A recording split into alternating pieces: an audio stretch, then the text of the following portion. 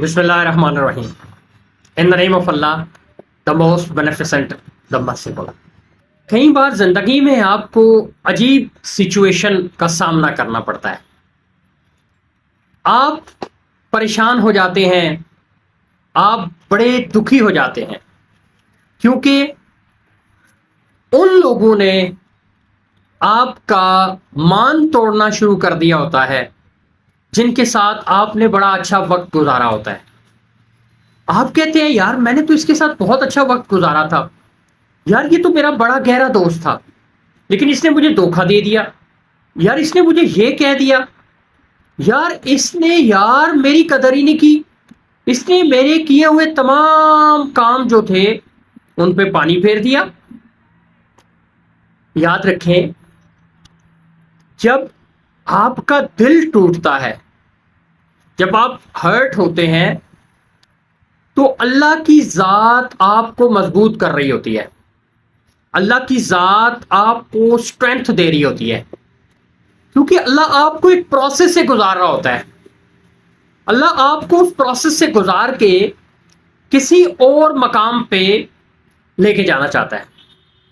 تو یہ کبھی نہ کہیں کہ آپ کا دل ٹوٹ گیا ہے، آپ کی قدر نہیں کی گئی، کیونکہ اللہ ان چوٹوں کے ذریعے، اللہ ان معاملات کے ذریعے آپ کو مضبوط کر رہا ہوتا ہے، کیونکہ اللہ نے آپ کو کسی اور بڑے مقصد کے لیے رکھا ہوتا ہے، اور اللہ آپ کو ان سٹیپس کے ذریعے اس سائڈ پہ لے کے جا رہا ہوتا ہے.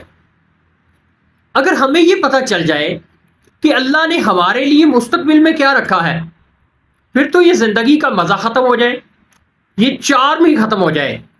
اور اگر اللہ کی ذات لوگوں کے چہرے آپ کے سامنے عیاں نہ کرے، آپ کو چوٹ نہ لگائے، تو پھر وہ اللہ آپ کو اپنی طرف کرے گا.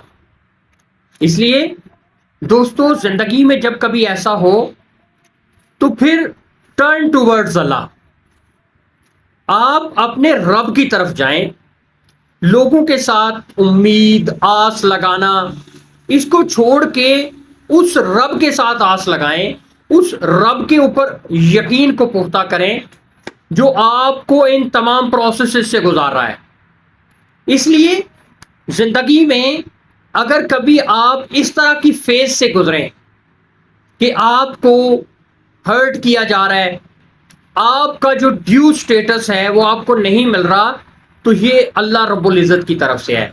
اللہ نے ان بندوں کی ڈیوٹی لگائی ہے کہ آپ کو اس پروسیس سے ان کے ذریعے گزارا جائے. اس لیے زندگی کی اس فیز کو بڑے صبر اور تحمل کے ساتھ، انتظار کے ساتھ گزار لیں، اور رب کے ساتھ اپنے کنیکشن کو لازمی مضبوط رکھیں. وہ جو کنیکشن ہے وہی کنیکشن آپ کی ہمت، صبر اور تحمل مزاجی کی وجہ بنے گا. اپنا بہت سارا خیال رکھیے گا. محمد طاہر ربانی.